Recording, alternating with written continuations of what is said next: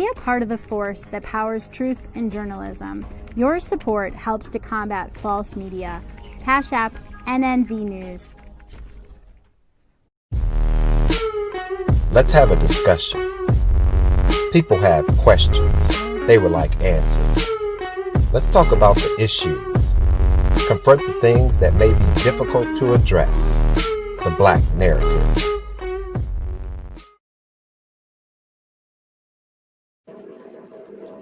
Greetings. My name is Steve Muhammad, and you're tuned in to the Black narrative on National Network View.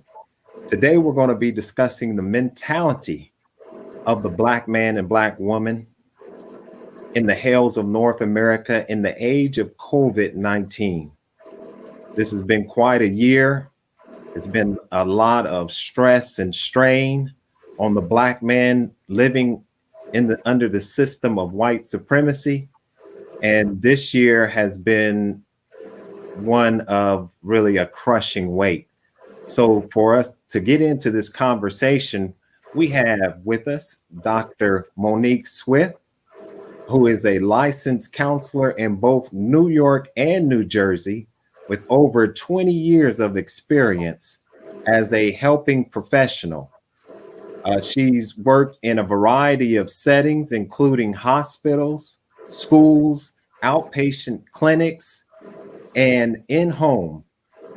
She has experience working with children, adolescents, and adults, providing a full range of psychological services, including individual, family, and couples, and group therapy modalities. Greetings, Dr. Swift. Greetings. And we also have joining with us Sister Nicole Muhammad, and she has a master's in teaching with reading intervention and working on her doctorate in organizational educational leadership with an emphasis on helping higher education, She's worked in education for 20 years as an educator in elementary to secondary and currently health programs advisory on college campus. She has also been a part of the Nation of Islam for over 16 years. Assalamu alaikum to both of you. Wa alaikum salam, Brother Stephen. Thank you. I want to thank both of you for coming on to the program. And we definitely want to talk about the mental state of the Black man and Black woman in this age of COVID-19 under the Trump administration, seeing these murders taking place in front of our eyes. I mean, literally, not a day usually goes by that we don't hear of some other type of injustice that's taking place. So I guess let me just start off by letting you all introduce yourself a little bit more, and we'll start with you, Dr. Swift. Yes, sir. So thank you again for having me. Dr. Monique Swift, I'm a psychologist. I have a private practice in New Jersey, and I work with primarily adults. I specialize in marriage counseling and also in trauma. I also do a lot of consultation work with groups, agencies, you name it, schools, on trauma and helping them to become trauma informed. So that's a lot of the work that I do now as well. And I'm also current sitting president of the Association of the New Jersey chapter of the Association of Black Psychologists, as well as a 30+ year member of the Nation of Islam. All right, beautiful. Yes, and Sister Nicole, if you would like to go next. Assalamu alaikum. Thank you for having me as well. I have been in education for, 20 years now. And I based being in education. It wasn't something that I actually wanted to do. It was something that Allah, God, I believe, guided me there because it is my purpose, my innate purpose when it comes to education, to teach our people, but not just our people, because when we look at our people, we say it's Black people, and those are the immediate ones that we have to actually take care of. But it's the world over, because the Honorable Elijah Muhammad said that, and I base my going in there and trying to help our children, I base it on the statements that he made, that people who have treated you wrong cannot teach you correctly.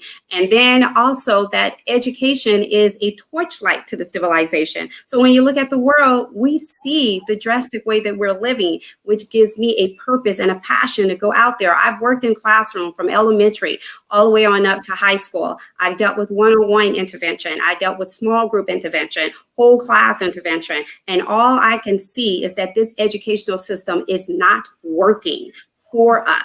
So it's been my passion to try to get out there and try to help us to understand what it really means to separate, what our mind is going, what we're mentally, the mental health issues that not just us as adults are experiencing, but it's in our children. So Right.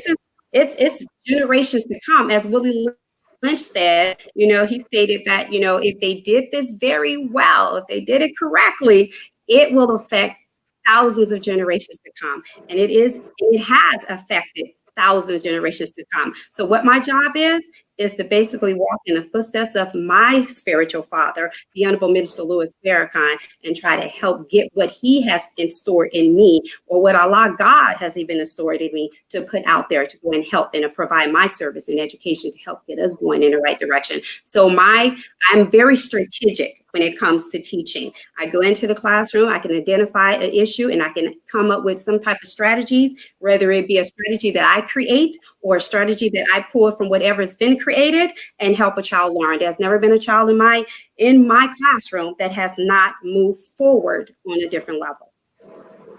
All right. Thank you. That was powerful, powerful. So I just want to go ahead and we'll start off with asking you, Dr. Swift. Then we'll ask you, Sister Monique, what is the mental state of the Black man and Black woman of America from your perspective through this tumultuous year that we've been in? The word that comes to mind when you say what you say is trauma. Stress. And because complex trauma, because this is not, we didn't just arrive at this time where everybody else is kind of like, oh my gosh, COVID is happening and we're under a lot of stress. Well, a couple of months into COVID, people began to recognize that there's kind of a dual pandemic going on. There's COVID, and then there's the racial pandemic going on. And the racial pandemic is something that's been going on. It's been something that we have been enduring since we have encountered our former slave masters. And so we've been under that stress and experiencing us trying to come into our own being in the midst of an enemy who is against everything that we're struggling and striving to become. And so there's trauma inside of that. There's a lot of trauma. There's the stress inside of that. And so we are experiencing that. And then on top of that, we're in COVID. And so, if I could put it in a word, I would say it's trauma on many levels, not just kind of, there's the systemic trauma kind of from the outside working in. There's the interpersonal trauma we're seeing with police killing us and everything. And then there's kind of the internalization of that trauma, which is very insidious because that affects and impacts the very way we see ourselves, understand ourselves, and see and understand one another. Oh, wow. Sister Nicole? First of all, I always like to give thanks to Allah for intervening in our affairs, and also for giving us the Honorable Elijah Muhammad and the Honorable Minister Louis Farrakhan. Therefore, I stand here. So I like to give gratefulness and thank Allah for all of that, but for giving them to me. But what I see is awakening to a universal knowledge. The Honorable Minister Louis Farrakhan said that we needed to have a universal knowledge of the devil. And not just that small little amount of knowledge that we have that the devil was pulled out of us and made into an entire form of his own.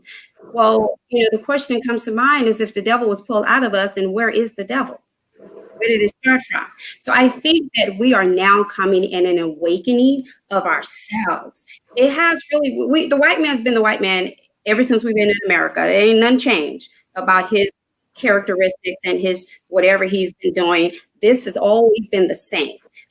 Whether we wanted to acknowledge it or not, it was always there. We are now not caring, and we're acknowledging it because we were too much caring about the emotions or the feelings of the white man.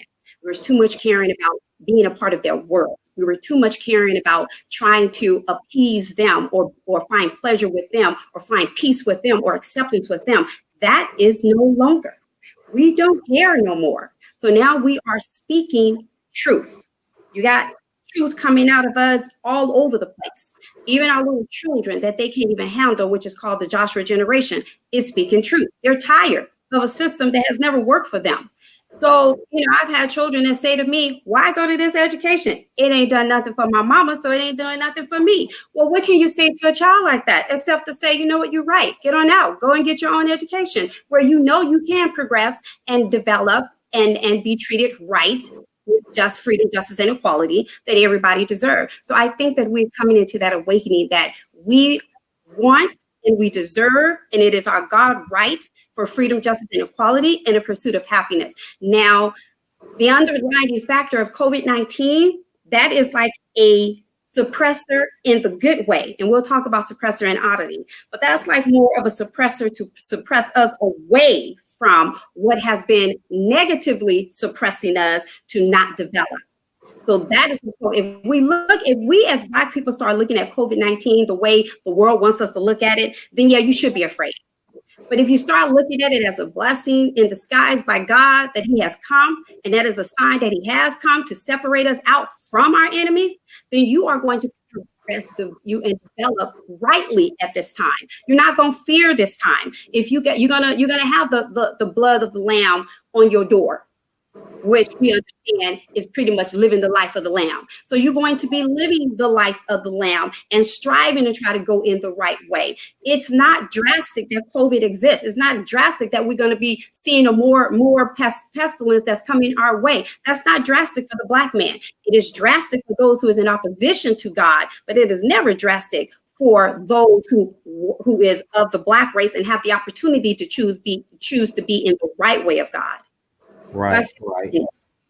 Absolutely. And so when we look at, everything that you're saying, and we look at the Black man and Black woman, I agree with what you're saying. However, right, we, as Dr. Swift was saying, we are experiencing some serious, as Dr. Joy DeGruy talked about, some post-traumatic slave syndrome.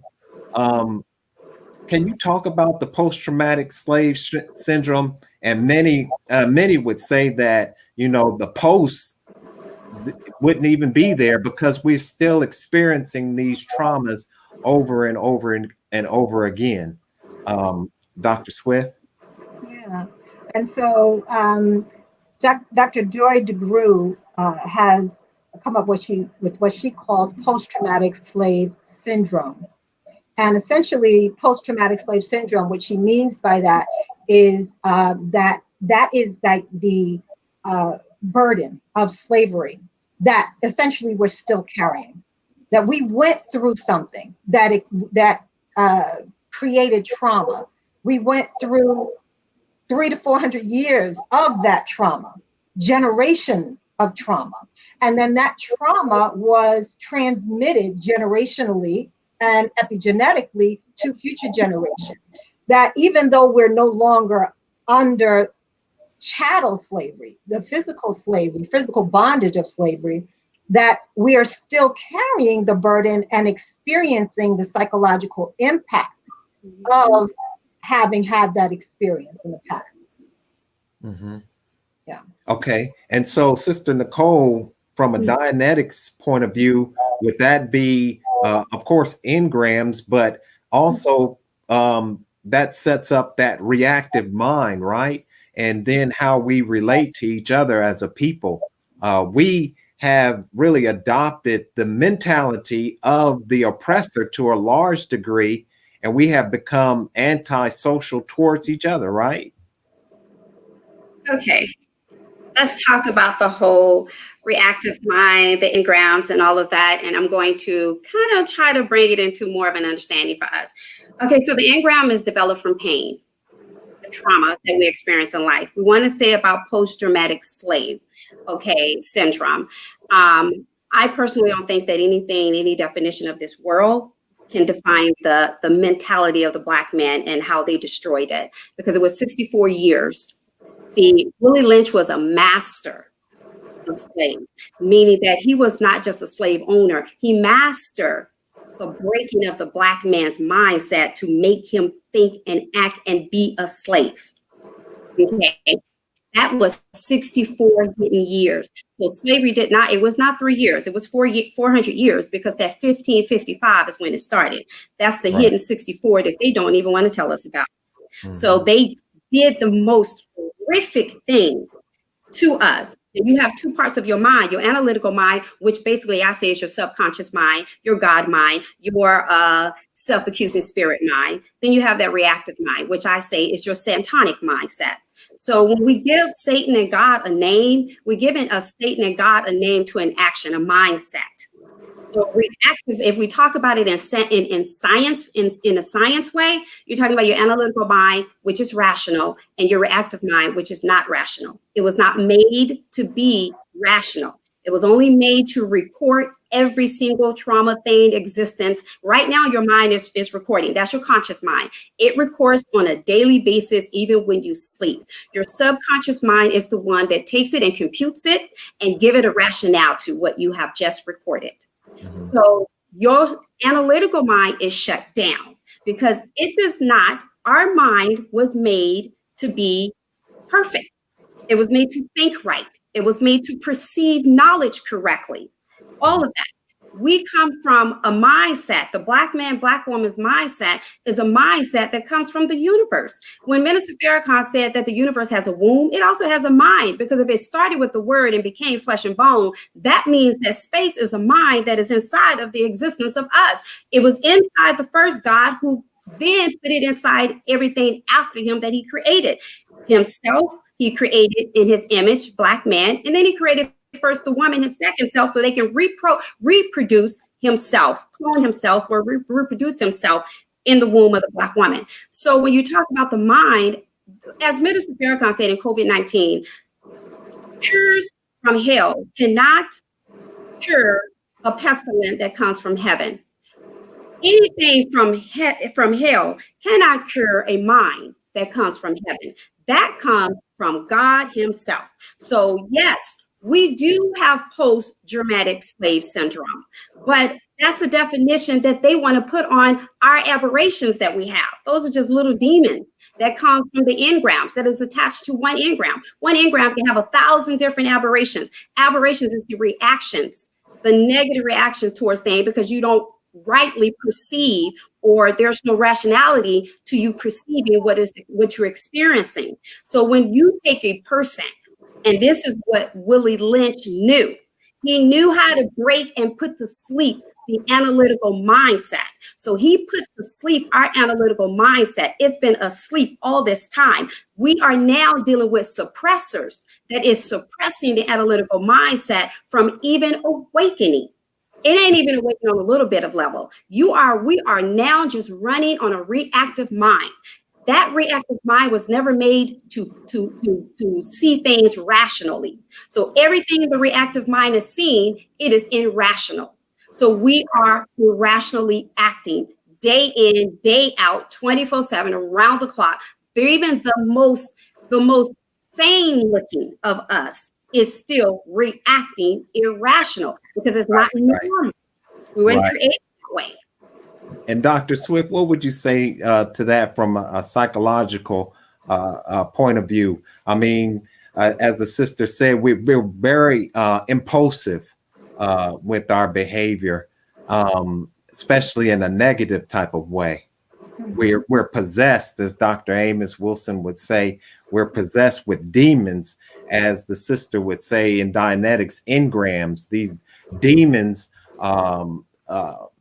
as you were saying, put into us through the environment, through conditioning, through education. Yeah. So, yeah, thank you, sis, for breaking that down for us. Um, Even from the perspective of what Dr. Joy DeGruy is talking about with post-traumatic slave syndrome, there is an absence of consciousness that is happening in the minds of Black people, but is a consequence as a result of the trauma that we've experienced in slavery.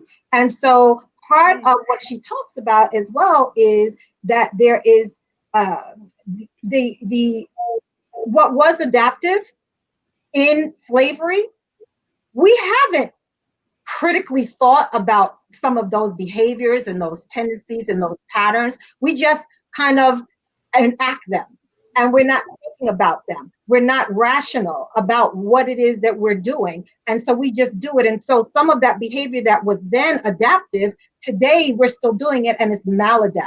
An example that she shares of that in the book, she talks about, you have two mothers in a bank, a white mother and a Black mother. And they both have children, and the white mother, her child is all over the place. He's just, jumping and climbing. We've all seen that. And the Black mother, she shoots a look at her child like, don't you even think about moving an inch, right? And so during the time of slavery, it was adaptive. It was important. That was how parents protected their children from the savagery of the slave master in that time.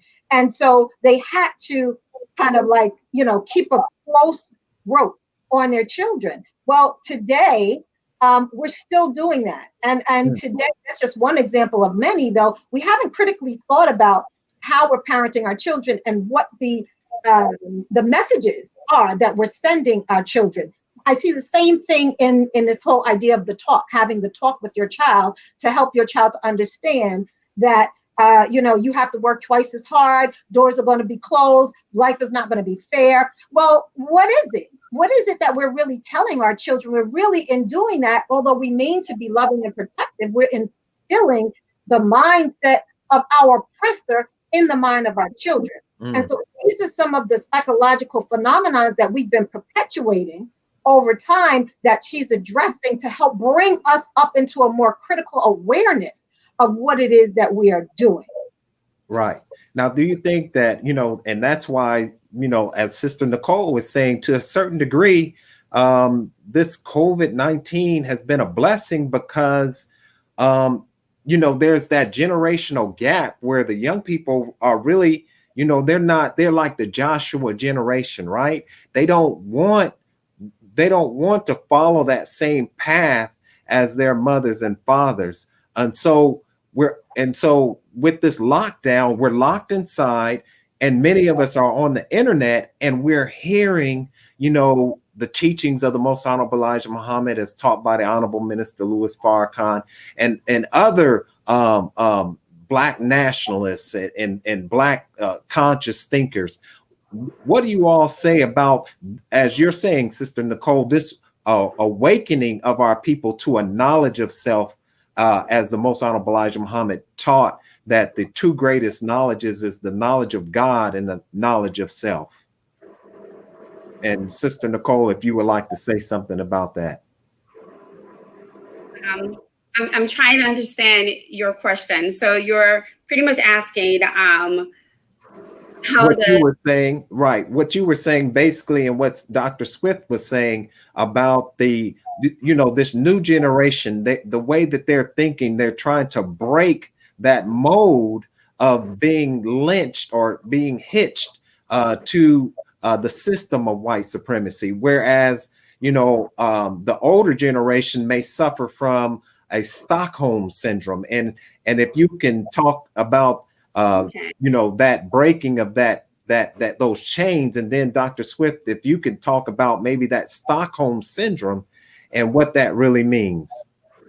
Well, to me, somewhere in our generation, there has to be something that's going to develop from us as we produced it the white man in our call for help of what was going on to us, which is Master Fard Muhammad, that our thoughts, our energy produced in him to come for us. the way and then he came from us and awakened. His first awaken was the Honorable Elijah Muhammad. It's the same way we were going to produce that generation. So eventually we were going to produce that generation where the mindset is sick and tired of being who they have been in this world. They are a mindset. I watch the children in the classroom and I see that the knowledge that they're learning, they sick and tired of it. It's like nothing to them. They don't want to learn that. So for me, it was enough to come and start talking to them from Islam and teaching them that. They were so curious. God's black? Yes, God looked just like you. You want to believe? You don't believe that? Let's find it in the Bible and we can tell you that Jesus was black. So when you start to talk to them in that way, they start to pay attention and want to know more and more and more. So They are a mindset that is sick and tired of being treated the way they've been treated. So Stockholm treatment don't run with them no more. Their mindset that says, look, we're done. We tired of what you've been given to us, because what you've given to us is nothing. You may have thought you may have fooled our parents, but you can't fool us no more. So that's the mindset that we're dealing with. That's the beauty of that mindset. The problem is that the adults are not yet learned to guide them, because these are children that needs proper guiding. I went in my classroom all the time with with what Minister Farrakhan said, that there's no such thing as a bad child. It's just a child that is misguided. So I've always went in the classroom thinking that none of you bad. You're misguided. All you need is that rightful guidance. The sad thing is that our adults are not trying to seek that rightful guidance to give to our children. That's the break in it, is that these children don't want to go to this type of school no more. They would rather be somewhere where they can actually learn to be their true selves. They want to learn about their true selves. Some of them don't even know about slavery in its exactness. That's the basic for a nation. And the basic is going all the way back to the beginning of a trauma. Now, that may be your wound as an individual, but as a person in the nation of Black people who's been treated so badly all of our years in America, the basic is us in slavery. We need to take our children back there. We need to let them know horrific things that have happened. We need for them to cry about those horrific things, get upset about those horrific things. These are things that has been taken away from us because we've been suppressed, and our suppressor is continuing to suppress us. They suppress us in the educational system. They suppress us when we go to the store. Now it's starting to become chemically suppressed. So at first it was just a action of suppression, and now it's becoming chemically suppressed. So now we have to make our move, and we just have to, separate. Absolutely. And Dr. Swift, as she's talking, can you talk a little bit about that Stockholm syndrome? I mean, as you say, we've been here 400 years, and many may not know that a certain mental illness develops when a captor is under the captive. Can you talk about that Stockholm syndrome? Yes, sir. And so I just wanted to kind of mention first, though, first, sis, I'm so glad that you are in the classroom with our children, with the mindset that you have, and talking the way you have, and leading in the way that you are. And I'm thanking Allah for that. Duplicate yourself.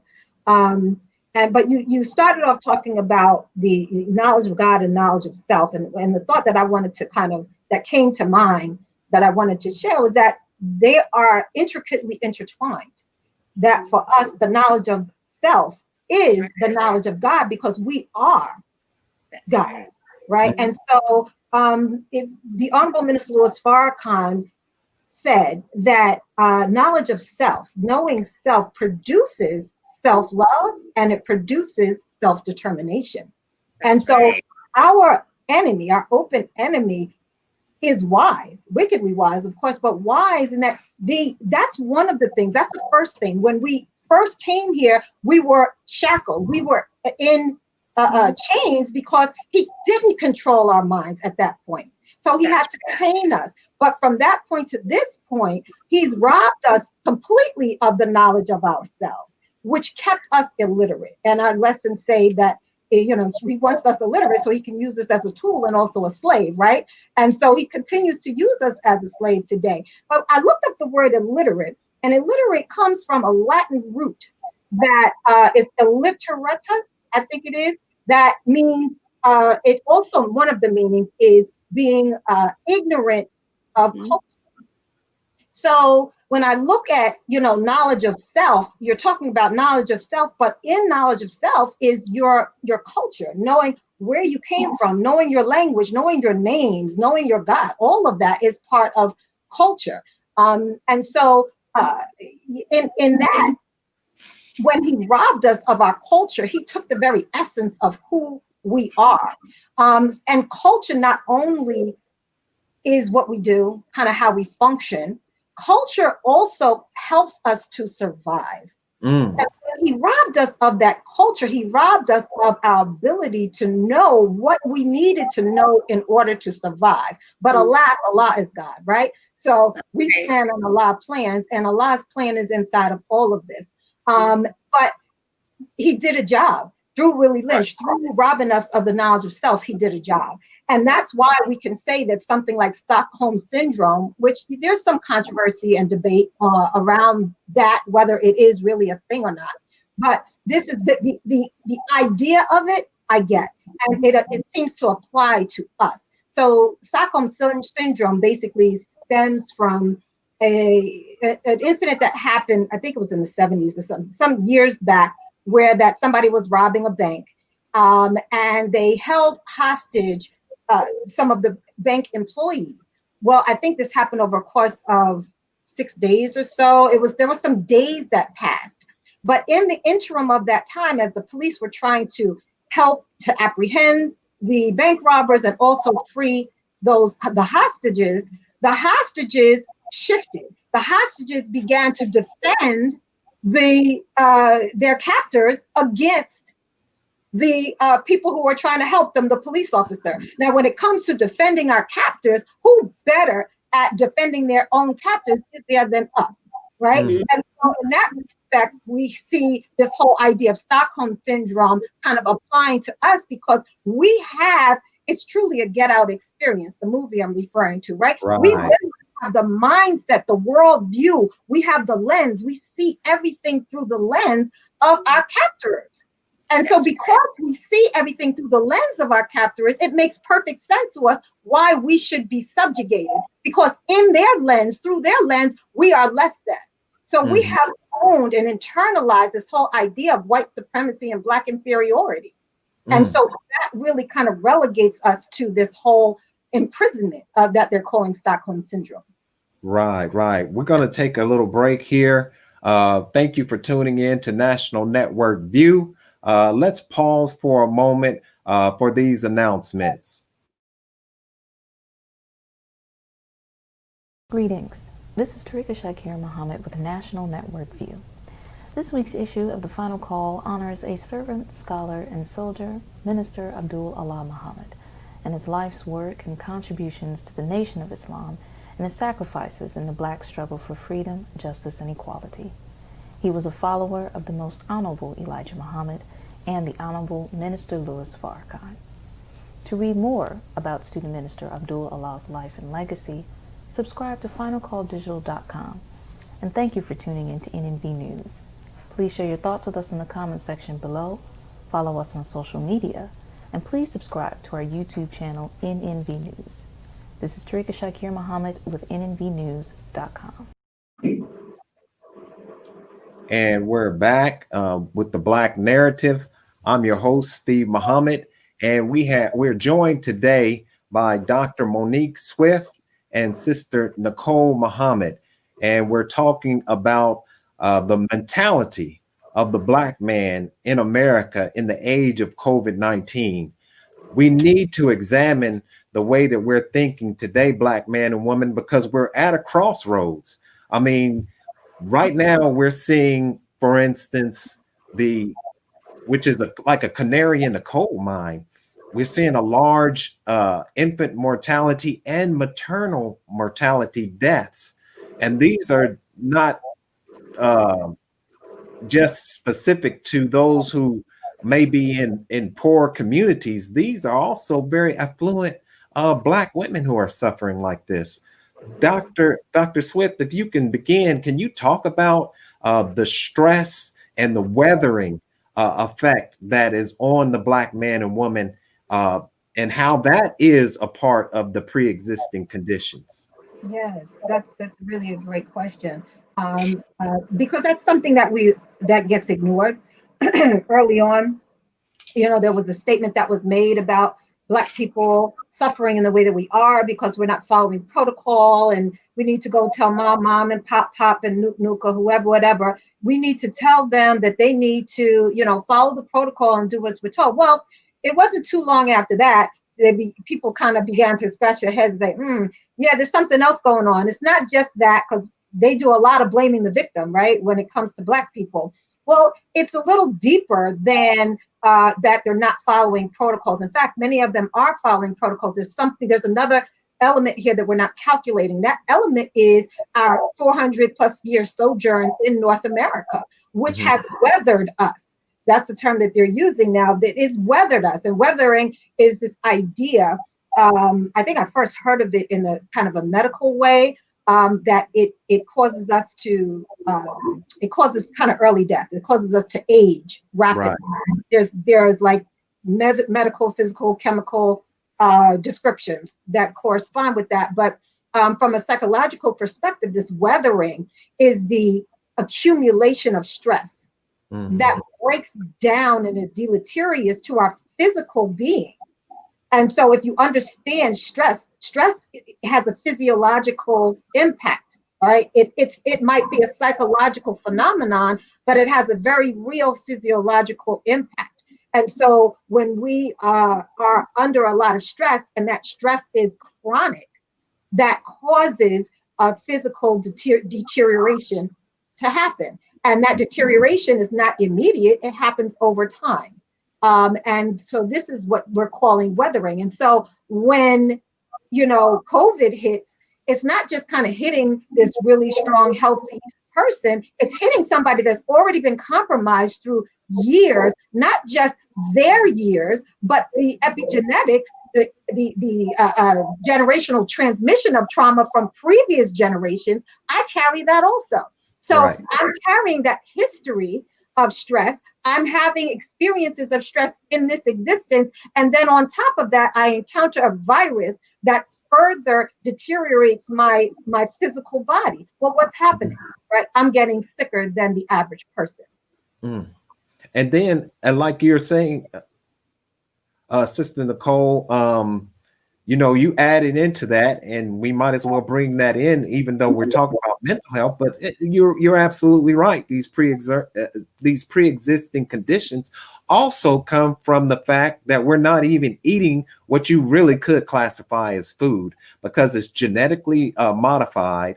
It's processed to the point where many of the chemicals in it are not recognized in nature. And so that is also a part of that weathering effect, and that those pre-existing conditions. That's another show where we can go into all the, the so-called conspiracy, really the conspiracy facts that deal with our health as it's concerned here in America. But I wanted to ask you about the stress as well. The Honorable Minister Louis Farrakhan said that stress is to a large degree caused by the lack of duty, right? It's caused by not being in harmony with the time and what must be done. So if you continue to do a certain action, as they say, Dr. Swift, a person doing the same thing over and over again is a sign of insanity. So can you speak to that, Sister Nicole, as far as the lack that stress from a Dianetic point of view? Well, it's dwindling spiral. It is the worst an individual gets, and that's what we're at right now. But when it comes to the mental health, we have to deal with what is the beginning of that. And as I stated, the analytical mind, which has been suppressed, which is being suppressed, which has been put to sleep, is the mind that carries all the wisdom, knowledge, and rationale of a human being. But it is the functioning part. It is how we were created from the mindset of God. We were created from righteousness. That righteousness lies in the being able to rationalize things in this world that has been taken away from us because it's been sleep. The analytical mind was not made to deal with such trauma that it has dealt with in slavery. That's what put it to sleep. And it's been asleep since then. We have not had any rationale since then. So now we're on the reactive mind. I don't want to interrupt you. So what you're saying basically is that analytical mind, right? We are talking about in essence, we're just talking about, right, the mind of God that's within us, that both of you have said that has been put to sleep in us, right? And therefore we're dependent on people who really we could outdo them any time of the day. Well, yes, we can if the analytical mind comes back to its normal functioning, and it can. But we're working on a reactive mind that is not the first mind of us, but that is the first mind of a people who is with us. See, their reactive mind is what they were created from. That's the flip opposite of the analytical mind, is the reactive mind, because the reactive mind is not rational. It is irrational, and the analytical mind is rational. So everything it produces is irrationality, death, darkness, and destruction. Eventually, it makes evil fair seeming in the reactive mind, because what you record, you're just reacting on it from your emotions. Minister Farrakhan said that Satan lies dormant in our emotions, meaning when we get disappointed, dissatisfied, if you don't have a rational mindset to actually think 5 times before actually moving out on something, you're just going to move out on it. If you don't have a rational mindset to say, oh no, it's wrong to eat this type of food, we shouldn't be eating this type of food, it can cause damage to my health, you know what I'm saying, you're just going to move out on it and do it.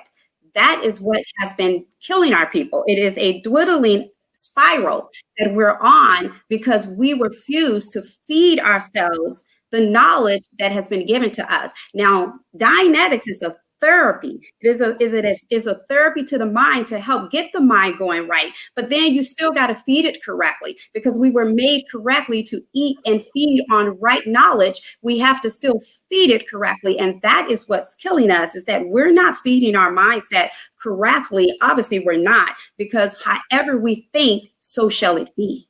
Mm-hmm.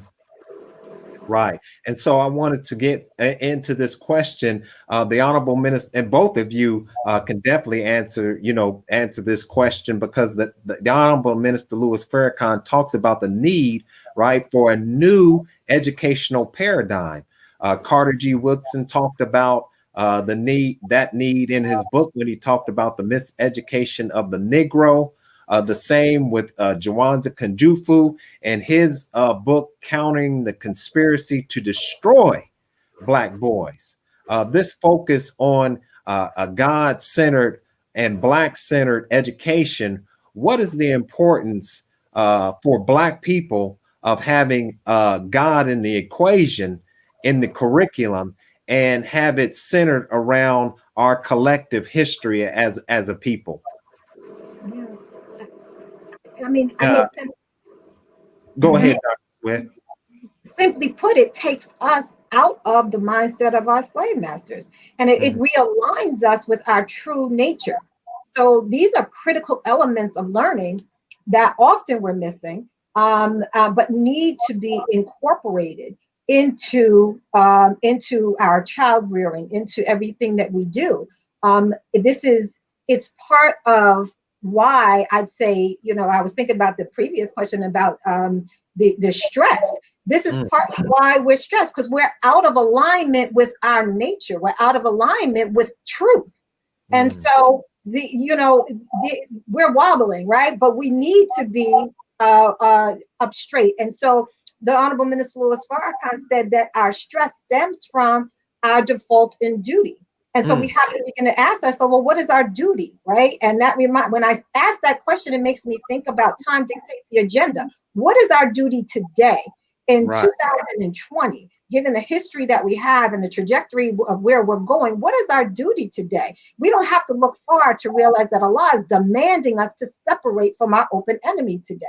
Right? But we're not doing that. We're holding on with everything that we have because we think our whole existence is predicated upon and dependent upon him. But because that's the mind that he put in us, right? That's the internalization of the white superiority that we're suffering from. But that's creating stress because it's taking us away from the uprightness of the understanding of who we are and whose we are, right? The who we are and whose we are.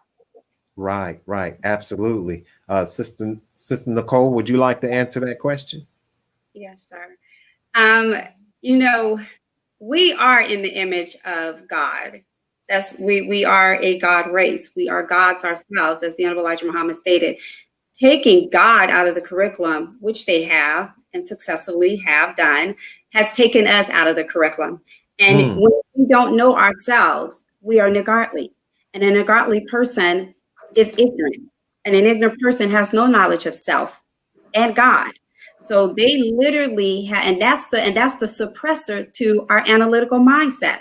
That prevents our analytical mindset from functioning. It's like in Dianetics therapy when it says you hold down the 7 key, no matter what you compute, that 7 key is broken, is hold down. You're not going to get the correct answer. You're going to always get the wrong answer all the time. So when they took God out of the curriculum, they literally was taking us out of the curriculum, because you cannot talk about God without not talking about the Black man, because we are a history of God. We are his race. We are his people. We are his family. And to take that from us was taking who we are out of the curriculum. And then they were able to teach us the way they wanted to teach us, which is suppressing to our analytical mind. When people understand that the analytical mind is the God mind, it is the rising into the thinking of Allah, God, they suppress that from existence. So as long as it is suppressed, we are a race dwindling down. So as long as they do not offer us the truth of who we are, but at this point, let's not say they, because they ain't even got no control over that. As long as right. we don't allow ourselves to know who we truly are, because at this point, it ain't even they no more. We are, we have the option to have freedom, but we chose to just be freed, and there's a big difference. And Mm, and until we understand to be freedom, and be able to teach our own children what they need to know to be who they truly are, until we actually get to that point where we're just going to walk away from the schools and say, no more, we teaching ourselves, we putting God back in, because God is us and we are God's. That means that, they didn't made us disappear the same way they have been doing that over the years. They did that with Nat Turner. Nat Turner expressed what? His God self, when he started realize what they were doing. So it was only righteous when even says in Dianetics therapy, a person who sits up here and rise up or fights against something that is traumatizing them is a normal thinking person. So Nat Turner was normal thinking. right. Muhammad was normal thinking. All of these people that was, Harry Tubman was normal thinking. So these are people who was fighting for our freedom, justice, and equality. They were normal thinking, Mm-hmm. and they were taken out of history. You can't even talk about them on college campus unless there's something that they can control. So they have to control everything, but it's for the purpose of them, of their white supremacist world, for them to keep control over the entire world. And, as always, I grew up where my family used to say, fear of a black planet. I never really understood what they mean until I came into the Nation of Islam and realized, oh, yeah. Right. Right. And so let's go ahead and get into some solutions as we wind this up, because one of the things that both of you are talking about is, for instance, let's start with the individual, the knowledge of self, because Sister Monique, you're absolutely right. What we see happening in other communities is seen as racist or is seen as extremist in our community. So the call for an independence and a land of our own, we see Israel do that. We know that America started off that way. So, but when we call for a separation into a land of our own, to get off the foot of our oppressor off of our neck, then that's seen as extremist. But what I want to ask you both, starting with the individual, how can the individual begin to, as you were saying, Dr. Swift, how can they begin to get some balance and stop wobbling? Yeah. again, it seems to be the theme here this evening is knowledge of self. I Right. think it goes back to knowledge of self for the individual. We have to remove the mind of the slave master out our heads and reclaim our own mind, which is a God mind, like Sister was talking about. So mental, health, mental well-being for the individual Black person is intricately tied to the extent to which we have accepted our own, and to the extent to which we are acting in accord with our true nature, right? Mhm. And so knowledge of self, when we have knowledge of self, it enables us to know not just ourselves, but enables us to know the other.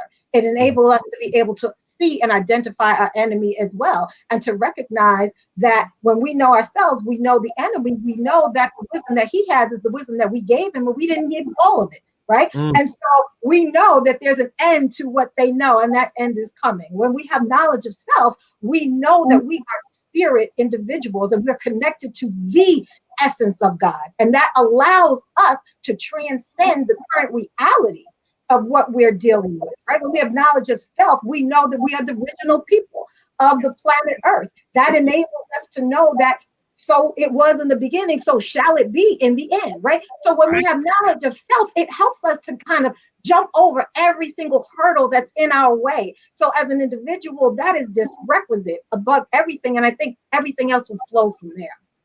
And let me ask you, before I go to you, Sister Nicole, to answer that same question, that fear, is there a fear in us in going after that knowledge of self? Yeah. That brings me to absolutely there's fear, because we were nurtured and reared on fear, right? The devil put fear in us when we were babies. So yes, the fear is absolutely there. But there's also, we are conditioned around that fear, which brings me to the premature cognitive commitment or learned helplessness, right? Is another element of this. There are three examples I talk about sometimes when I talk about premature cognitive commitment. When you put someone in a condition and they recognize that they cannot do anything to change the condition, they, in addition to fear, they lose the spirit to try to change it. So one example is given often is you take a baby elephant and you tether it with a little string to a stake. That baby elephant can't break away. But when it becomes a big elephant, it could take that stake out the ground with very little effort, but it doesn't do that. It doesn't do that because not only is it fear there, but there's a conditioning that has happened in the mind that has caused that person to believe in a reality that is not a reality at all. And that's part of what we suffer from in this country as well because of the slave master. Wow. Powerful. Sister Nicole? Absolutely. That was very powerful. Wow. It was really good. And really, really good. I mean, it is so true. We do need to have knowledge of self for the individual. That's basically just the basis of it. In order for us to start correcting what is wrong, we need to feed on the milk that Master Fard Muhammad has given to the Honorable Elijah Muhammad and that has given to the Honorable Minister Louis Farrakhan. We can't have nothing of this world can repair a mindset that was not created in this world. Our mindset was created from heaven. It comes from heaven. Whereas everybody else's mindset that came through us came from this world. So we are a mindset that came from heaven. So a man came, and that man is the glorious, the Master Fard Muhammad, who is Allah, who we believe is Allah in person, came to give us that healing of our mindset. And if we but only study him, study the ones that he has resurrected in our midst, the Honorable Elijah Muhammad and the Honorable Minister Louis Farrakhan, then we ourselves can develop into gods like them. They are beautiful human beings that Master Fard Muhammad has created and have such the love for us. There's no way that we should not have love for our own Black selves, and we used to. But the analytical mind is put to sleep. And as long as it stays asleep, we will always be acting on a reactive level with the people who's the masters of that reactive mind. So we take back control of it. Yes, yes. And so I just have two more questions. And so we talked about, well, maybe three more questions, but that's it. So we talked about the individual, but as a people, you know, we are taught by our open enemy to think as individuals and not to think as as a collective. Therefore, you know, when a dollar enters into our community, it doesn't stay in our community a day. That it goes right out of our community. And Malcolm X, in paraphrasing, said in so many words that we are financing their children going to college while we are keeping our children in poverty. Can you talk about the collective consciousness that Black people need to begin to embrace, as we're saying that our unity is more powerful than a hydrogen bomb? And I'll start with you, Sister Nicole. So our people, as a journey, we need to take a journey back into our history of slavery, because I think that's going to connect us. We need to go back. See, many of us have not even heard of Without Sanctuaries or even take the time to even look in that book to see the horrificness of what has been happening. Some of our children just think slavery, like now today, I was talking to a child who thought slavery was just really a servant back in the day. I was like, oh no, oh no. I said, and I hope your mama don't get mad, but I'm going to tell you the truth, because no, not servants back then. We were slaves that was treated inhuman, not even like humans. So we need to take our people back into that journey and bring them back forward. Sometimes it's good to step backwards as a people, then to move out in the correct way. Because once they see who the enemy is, then they'll start to understand they need to separate from the enemy, because we keep being there's nowhere in America that we as a people can live without being re-stimulated and keyed in with the trauma that we have experienced in America alone. And we are constantly being suppressed by the exterior force that has been created in America to continue to suppress our analytical mindset from even awakening. So as long as we stay in this way among our open enemies, we're never going to be able to connect as a people. We're always going to be divided. Separation is the only thing that can help us as a people to heal correctly. Right, absolutely. Dr. Swift, would you like to tackle that one? Yeah, so I'll be brief. I know we're coming to a close, but you know, the unity is key. Honorable Elijah Muhammad told us that unity is more powerful than a nuclear bomb, and it is. I want to give an example that struck me in a way that it never did before. That the power of our collective consciousness. Brother Ishmael, this past Sunday, Brother Minister Ishmael talked about the Honorable Minister Farrakhan and with the Million Man March. And he talked about how the minister didn't come and sit down with the laborers and say, okay, I think I want to plan something, or sit down and try to sketch something out. It was a divine inspiration that happened. But the way he described it, he talked about him being there at the armory and the spirit of the brothers who were there, and they were cheering, and they were, I think, calling his name. And, you know, he said, I think Allahu Akbar or something, but he was talking about the spirit that was coming up, and that their spirit was feeding the spirit of the Honorable Minister Farrakhan. And as their spirit was feeding his spirit was inspired to say, we want to bring 1 million Black men, right? And there the Million Man March was born. It wasn't a brainchild per se. It was divine inspiration that happened out of the whirlwind of collective consciousness.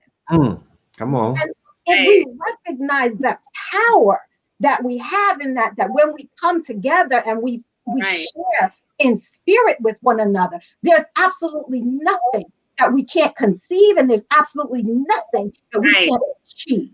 That's right. You got me and Sister Nicole out here bearing witness about the catch the Holy Ghost. Yes.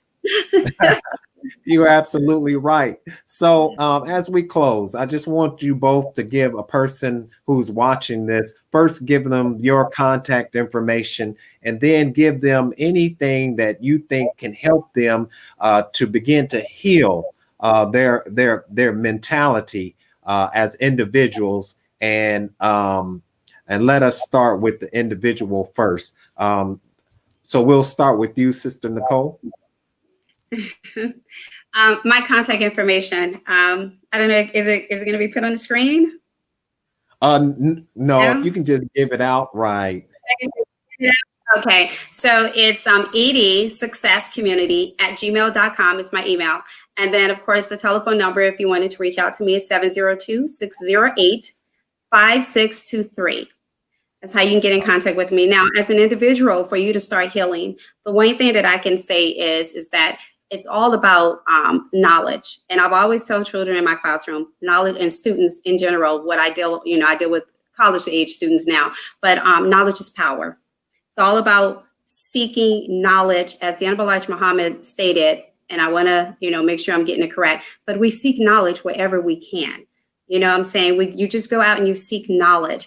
But to heal your mindset, auditing is a therapy that can help to heal the brokenness that exists in our mindset, because the engrams that we have are all wrapped around pain.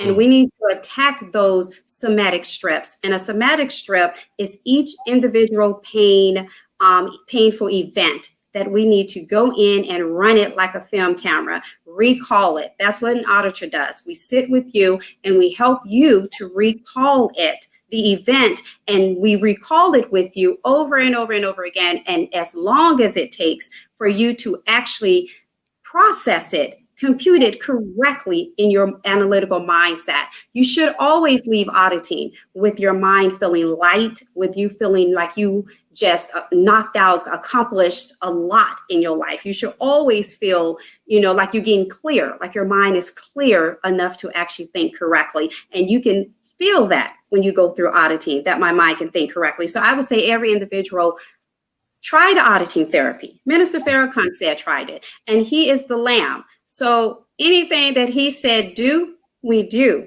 Anything that he says stay away from, we stay away from. So he said, try auditing. It works. I bear witness.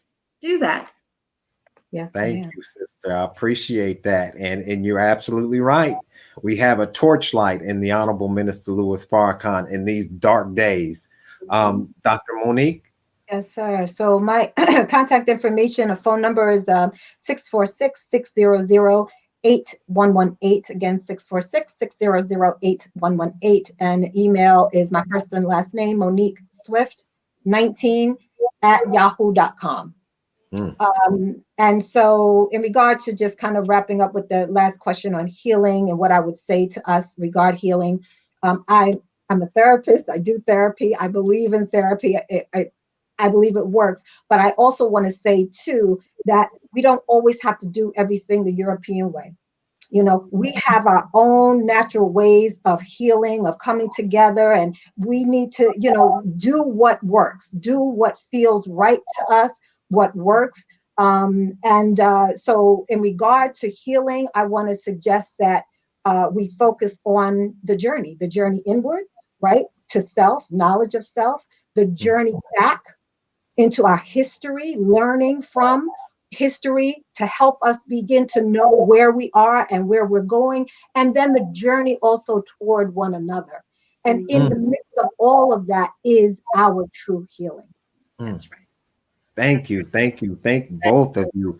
This has been a rich conversation. And like you said, Dr. Swift, we may have to do something like a part 2, dealing with some other mental health issues, because this path is one as a people that we're just now going on.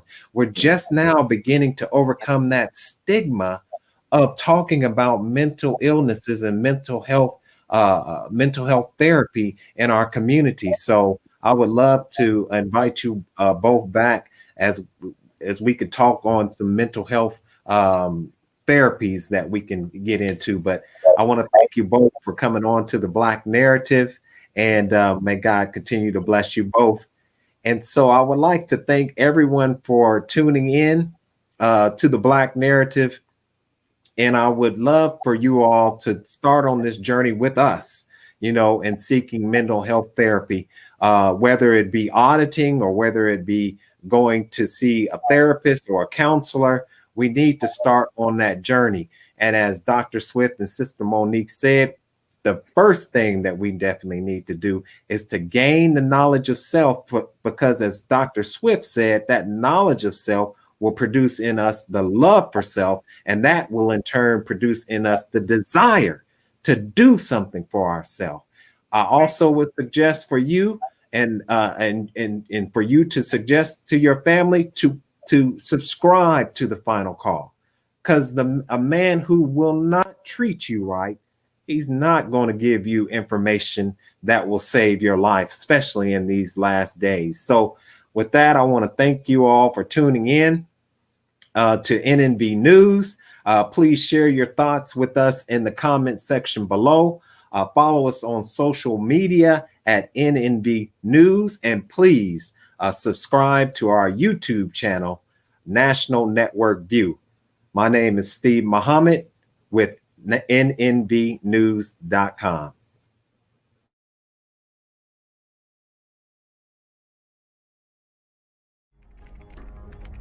Be a part of the force that powers truth in journalism.